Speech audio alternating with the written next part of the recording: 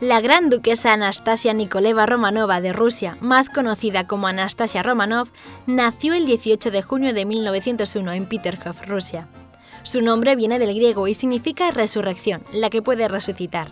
Era la hija del último zar, Nicolás II, y de su mujer, la zarina Alexandra Feodorovna. Tenía 3 hermanas mayores, Olga, Tatiana y María, y un hermano pequeño, Alexei, futuro heredero al trono. Vivían en la ciudad rusa de San Petersburgo. Anastasia era una niña enérgica, educada y divertida. Le encantaba leer, pasar tiempo al aire libre y cuidar de su hermano pequeño. Le gustaba el chocolate y la raza de perros Pomerania. Como toda la familia real rusa, era amiga de Rasputín, monje y curandero. Este era una persona muy importante para ellos porque trató con éxito al zarevich Alexei, que padecía hemofilia. Anastasia se disgustó mucho al enterarse del asesinato de Rasputín en 1916, acusado de ser un farsante y conspirador político. La situación en Rusia cambió. Entre febrero y octubre de 1917 tuvo lugar una gran revolución contra el régimen zarista que terminó con la llegada al poder de los bolcheviques. Tras la abdicación de su padre en el mismo año, tuvieron que mudarse de San Petersburgo por su seguridad. Primero en Tobolsk y después permanecieron retenidos en Ekaterimburgo, en la Ipatiev House.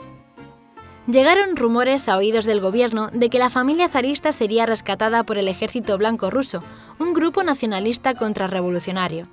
En la madrugada del 17 de julio de 1918 dieron órdenes de ejecutarlos.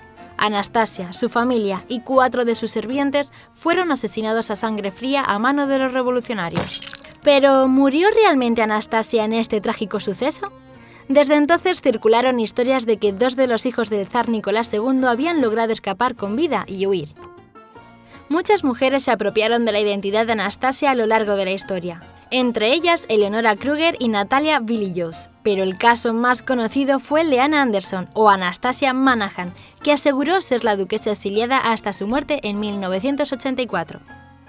Todo empezó cuando intentó suicidarse saltando desde el puente Wendler en Berlín en 1920. La policía la rescató sana y salva, pero no tenía documentación. Estuvo internada en el hospital psiquiátrico Elisabeth de Lützow-Straße. Cuando salió, solicitó ser reconocida como la hija del zar Nicolás II, pero tras varios procesos judiciales en Alemania, la sentencia fue desestimada. Cuando en 1991 desenterraron los cadáveres de la familia real rusa hallados por un arqueólogo en la zona, solo encontraron 9 cuerpos y no pudieron identificar ninguno de ellos como el de Anastasia ni el del zarevich Alexei. Esto aumentó las fantasías de que la milagrosa salvación de la princesa podía haber tenido lugar. Además, la supuesta Anastasia, Anna Anderson, conocía detalles de la vida en palacio y de la historia de la familia que hizo dudar hasta los parientes más cercanos del zar. El tío de Anastasia abrió una investigación, pero todo apuntaba a que se trataba de una obrera polaca llamada Franziska Sankowska, que padecía una grave enfermedad mental. En 2007, en Ekaterimburgo, fueron hallados los restos de 2 jóvenes en una fosa no muy lejana donde aparecieron el zar y su familia. Tras realizar las pruebas de ADN, los resultados coincidían con los hijos del zar, Alexei y Anastasia. El ADN de Anna Anderson fue más tarde cotejado con un pariente de la polaca Franziska, coincidiendo en un 99%. Desde ese momento fue confirmado que ninguno de los miembros de la familia real sobrevivió a aquella fatídica noche, y así se resolvió uno de los grandes misterios del siglo XX. Este famoso suceso ha sido inspiración de muchas obras literarias, pictóricas y del mundo del espectáculo. En 1997 fue llevada exitosamente al cine con Anastasia, la película animada producida por 20th Century Fox, que tendrá una nueva adaptación este año. Anastasia Romanov pasó a la historia como la princesa perdida. A pesar de su corta trayectoria, permaneció viva en la fantasía de su posible supervivencia, incierta hasta muchos años después de su muerte.